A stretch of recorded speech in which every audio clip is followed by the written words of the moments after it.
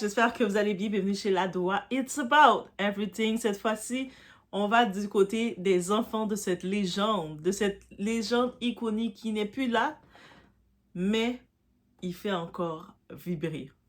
Et là, on parle particulièrement de sa fille, Paris Jackson. Okay?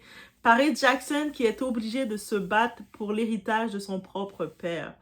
Et ça pose une question qui dérange. Comment est-il possible que la fille de Michael Jackson doive encore aller devant les tribunaux pour défendre des intérêts liés à la fortune de son père? Parce que oui, derrière les gros titres, il y a une réalité que beaucoup ignorent et c'est ça qu'on va regarder ensemble. Michael Jackson, on sait qu'il est décédé en 2009. 16 ans plus tard, sa succession continue de générer des centaines de millions de dollars. Pourtant, ses enfants n'ont jamais eu le contrôle direct de cet empire. Faut le dire aussi, c'était très jeune quand leur papa est décédé. Et c'est précisément ce qui provoque aujourd'hui autant de tensions. Et on va regarder un petit peu concernant Paris Jackson et voir qu'est-ce qui se passe vraiment avec tout cet argent-là. Donc, on est chez Ladoa, It's About Everything. On regarde un peu ce qui attire notre attention. Et ça, par exemple, ça attire notre attention. Donc, on y va. It's About Everything. On met des petits cœurs. On booste la vidéo, on like et on regarde le tout ensemble.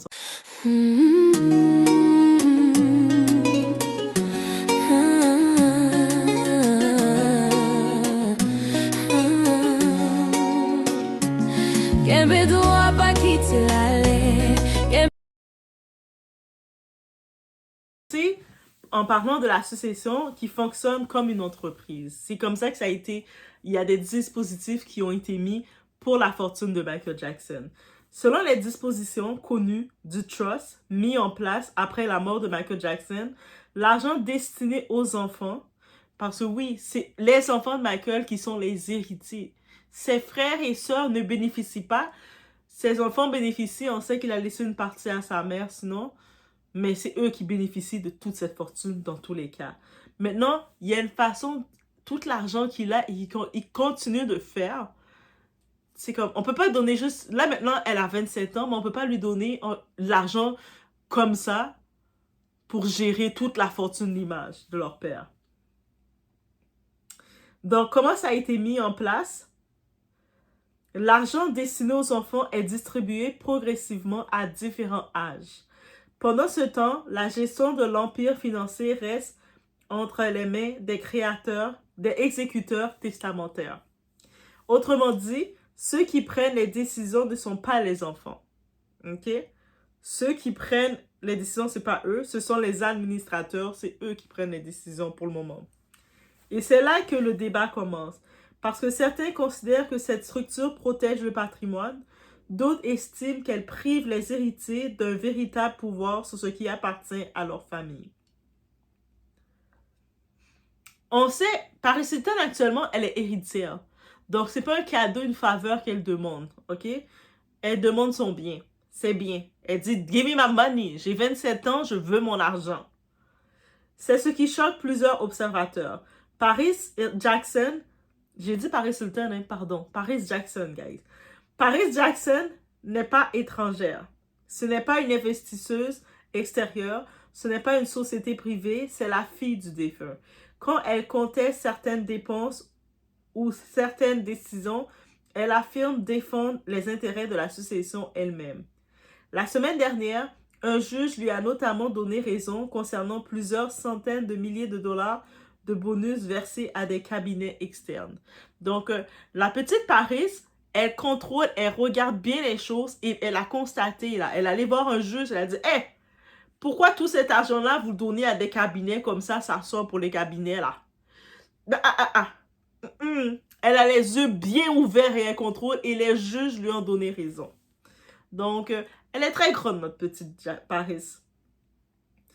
Pour ses partisans, cela démontre qu'elle ne cherche pas simplement à toucher davantage d'argent. Elle cherche aussi à questionner la façon dont l'argent est utilisé. Elle veut s'assurer que c'est utilisé correctement selon la mémoire de son père. On voit qu'elle est vraiment soldat pour défendre son papa. Le vrai problème maintenant, c'est qui décide. L'argent n'est finalement qu'une partie du débat. La vraie question est Qui doit contrôler l'image d'une légende? Des administrateurs professionnels ou ses propres enfants? Là, on parle de l'image de Michael Jackson. Parce que, qu'entre-temps, certaines décisions ont suscité des controverses. La vente d'une partie importante du catalogue musical. Surtout, on se rappelle que les derniers instants de Michael vivant, il a fait tout ce qu'il pouvait pour acquérir ses catalogues chez Sony. Et puis, on se rappelle d'un message qu'il avait dit, Tommy Mottola, c'est un démon. Et puis, les investisseurs, ils ont revendu une partie du catalogue à Sony. Donc, c'est comme si c'est craché sur ce que Michael s'est battu. Et elle, c'est ça qu'elle est contre. On peut comprendre qu'elle a été contre cette décision fermement. Je ne dis pas que ses frères ne le sont pas, mais elle est vocale face à ça. La gestion commerciale du nom de Michael Jackson, l'exploitation de son image. Et à chaque fois, une partie des admirateurs se demande, Michael aurait-il voulu cela? Ou est-ce simplement ce qui est le plus rentable? Ce dossier touche en réalité un problème beaucoup plus vaste. Combien de familles voient des héritages bloqués pendant des années? Combien d'enfants deviennent spectateurs pendant que des avocats, administrateurs et gestionnaires prennent toutes les décisions? Combien de fortunes familiales finissent transformées en dossiers juridiques interminables? À force de procédures, certains héritiers ont parfois l'impression que l'argent appartient davantage aux structures qu'ils administrent qu'aux familles auxquelles ils étaient destinés. Par contre, il faut aussi reconnaître l'autre argument. Les trusts existent souvent pour protéger les héritiers. L'histoire est remplie d'enfants, de célébrités qui ont hérité de fortunes immenses avant de tout perdre en quelques années. Parce que ces enfants-là, dès qu'ils se retrouvent avec tout l'argent, tout le monde qui va sauter sur eux, c'est fou. Les administrateurs affirment généralement agir dans l'intérêt à long terme du patrimoine. La question n'est donc pas forcément de savoir si un système est totalement bon ou totalement mauvais. La question est à quel moment la protection devient-elle une privation de contrôle? Mais il y a une autre question que personne ne pose vraiment. Où sont ses frères dans cette bataille? Parce qu'on la voit qui prend position à plusieurs reprises, mais ses frères sont comme plus silencieux dans tout ça. Parce que Paris Jackson n'est pas fille unique, on le sait. Elle n'est pas enfant unique. Elle partage cet héritage avec Prince, qui est l'aîné. Donc, elle a 27, il a 28. Et Biggie, qui a 22 et quelques, 22, 23. Bref. Alors, forcément, certains se demandent pourquoi ne les entend-on pas davantage? Pourquoi on ne les entend pas? Sont-ils d'accord avec elle dans cette démarche? Partagent-ils ses inquiétudes concernant la gestion de la succession ou considèrent-ils que les administrateurs font correctement leur travail? La réalité, c'est qu'ils sont beaucoup plus discrets publiquement que leurs sœurs. Leur silence ne signifie pas forcément qu'ils approuvent ou qu'ils s'opposent à cette démarche. Nous ne savons tout simplement pas exactement ce qu'ils pensent de chaque litige, parce qu'ils sont juste plus discrets dans tout ça. Et puis, il faut aussi être honnête sur un point.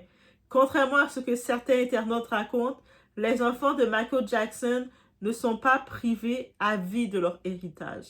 Le système mis en place prévoit que leur part soit débloquée progressivement.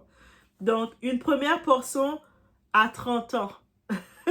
À l'âge de 30 ans. Donc, il lui reste 3 ans, il reste 2 ans à son frère pour recevoir une première portion. Et puis, une deuxième portion va venir, une autre à l'âge de 35 ans. Eh oui, ils vont devenir plus matures, plus sages, plus équipés, plus efficaces pour fonctionner et ils ont eux-mêmes le temps de se bâtir quelque chose. Et ils vont recevoir tout le reste. C'est eux autres qui vont pouvoir tout gérer. Ils vont pouvoir tout gérer le patrimoine, gérer l'image de leur père et tout faire ce qu'ils veulent à l'âge de 40 ans. C'est quand ils vont tout pouvoir gérer. C'est comme ça que ça a été fait pour garder le patrimoine de Michael Jackson à long terme pour ses enfants. Autrement dit, ils sont destinés à devenir les bénéficiaires complets de leur héritage. La vraie question n'est donc pas seulement l'argent, c'est le contrôle. Paris semble vouloir davantage de pouvoir sur la façon dont la fortune de son père est administrée aujourd'hui, et pas uniquement attendre les versements prévus par le trust. Elle veut être en contrôle, elle veut être considérée dans qu'est-ce qui se passe, elle veut pas l'argent s'en va n'importe comment. Mais cela soulève aussi une interrogation légitime. Gérer la fortune de Michael Jackson, est-ce vraiment un travail comme les autres?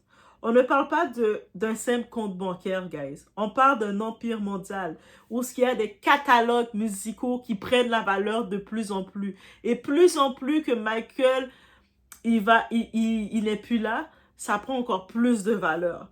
On parle du droit d'image, on parle des licences, contrats commerciaux, propriété intellectuelle, revenus internationaux. Des centaines de millions de dollars peuvent être concernés. Alors oui, on peut comprendre qu'une fille souhaite protéger l'héritage de son père. Mais être héritière et être gestionnaire sont deux responsabilités complètement différentes. Aimer Michael Jackson ne garantit pas automatiquement qu'on possède l'expertise nécessaire pour administrer une machine financière de cette ampleur. Parce que oui, qu'est-ce qu'il laisse, c'est une machine qu'il a laissée. C'est une usine, c'est une entreprise. Et c'est probablement là que se situe le véritable débat. À quel moment les héritiers doivent-ils récupérer les commandes? Et surtout, le système les protège-t-il encore ou les empêche-t-il désormais d'exercer leurs propres droits? Et il y a un détail intéressant que beaucoup ont remarqué. Lorsque le projet du biopic, le film sur Michael Jackson, a été développé, on sait que Prince Jackson s'est impliqué dans la préservation et la promotion de l'héritage de son père à travers différents projets publics liés à son image et à sa mémoire. Même si je ne me trompe pas, Prince Jackson faisait partie des co-réalisateurs. Donc, il regardait le tout, il était vraiment impliqué dans les auditions. Et puis, c'est aussi dans les auditions qui prenait l'édition finale. On sait que c'est son cousin, Jafar. C'est Jafar qui a eu le... Je sais pas pourquoi j'avais envie de dire Jafar plusieurs fois, mais c'est Jafar qui a eu le rôle. Mais il était très présent dans tout le processus. À l'inverse, Paris Jackson a parfois pris davantage ses distances avec certains projets associés à l'univers de Michael Jackson, préférant développer sa propre identité artistique et sa carrière personnelle. Ce n'est pas forcément un conflit, cela peut simplement refléter deux visions différentes. L'un davantage tourné vers la protection et la continuité de l'héritage familial, l'autre davantage préoccupé par son indépendance et sa propre carrière. Mais cela alimente forcément les interrogations autour de la succession. Et puis, il y a la question que beaucoup de gens se posent. Est-ce que les enfants de Michael Jackson ont réellement besoin de cet argent pour vivre à ce moment? En ce moment-là, est-ce qu'ils sont corrects là? Est-ce que Michael se retourne sur sa tombe en disant « Mes bébés ne mangent pas ». La réponse est probablement non.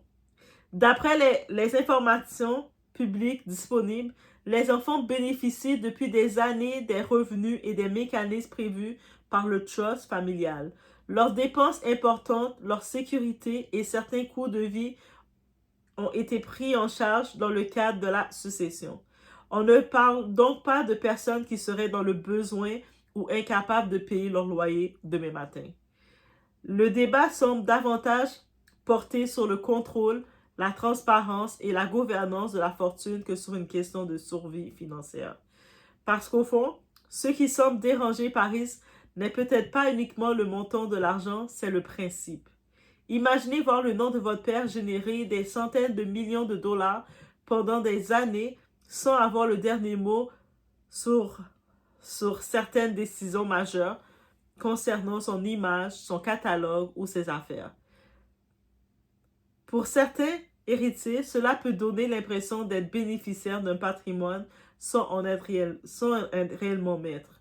Mais l'autre camp répondra immédiatement. Si Michael Jackson a choisi ce système, c'était peut-être précisément pour éviter qu'une fortune colossale soit gérée trop rapidement par des héritiers encore jeunes. Il y a 16 ans de ça, ils étaient jeunes. Ils n'auraient pas pu gérer aucune fortune.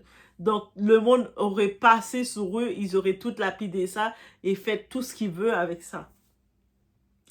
Et c'est là que le débat devient passionnant. Michael protégeait-il ses enfants ou a-t-il créé un système qui leur demande d'attendre trop longtemps avant de prendre les commandes de leur propre héritage? C'est probablement la véritable question derrière toute cette affaire. Qu'on soit d'accord ou non avec Paris Jackson, son combat soulève une interrogation légitime. Si les enfants d'une légende mondiale doivent attendre des décennies et multiplier les batailles judiciaires pour avoir davantage de poids dans les décisions concernant l'héritage de leur propre père, alors peut-être que le système mérite d'être examiné de plus près. Parce qu'une succession devrait protéger une famille, pas donner l'impression à cette famille qu'elle doit demander la permission pour défendre l'intérêt, l'héritage qui porte son propre nom. Et laissez-moi savoir maintenant dans les commentaires, vous en pensez quoi de tout ça? Les trusts protègent-ils réellement les héritiers ou donnent-ils parfois trop de pouvoir aux administrateurs? Laissez-moi savoir.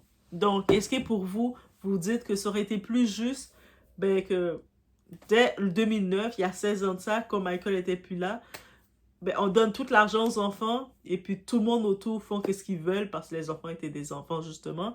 Et puis on fait ce qu'il veut. L'image de Michael est utilisée à gogo comme on veut parce qu'on sait que ça aurait été excessif. Michael, peut-être que lui a calculé du côté parce qu'il connaissait son entourage. Il s'est dit, hey, si je laisse à ces enfants gérer tout cet argent-là, qu'est-ce que je possède, les gens vont les avaler tout rond. Ils vont utiliser son image comme à leur façon. On sait que Michael était quand même perfectionniste à sa façon aussi. Donc, il s'est dit, je vais créer un système pour les permettre de se préparer un peu plus, être plus mature. Rendu à l'âge de 40 ans, ils vont être assez grands pour gérer l'argent. Ou pour tout gérer. Pas juste l'argent, mais tout gérer, l'image, tout gérer. Mais Paris, à 27 ans, elle n'est pas d'accord. Elle a dit, je suis une boss lady. Je suis Paris Jackson. Laissez-moi être la boss que je suis. Let me know what you think, guys. On se retrouve au prochain vidéo.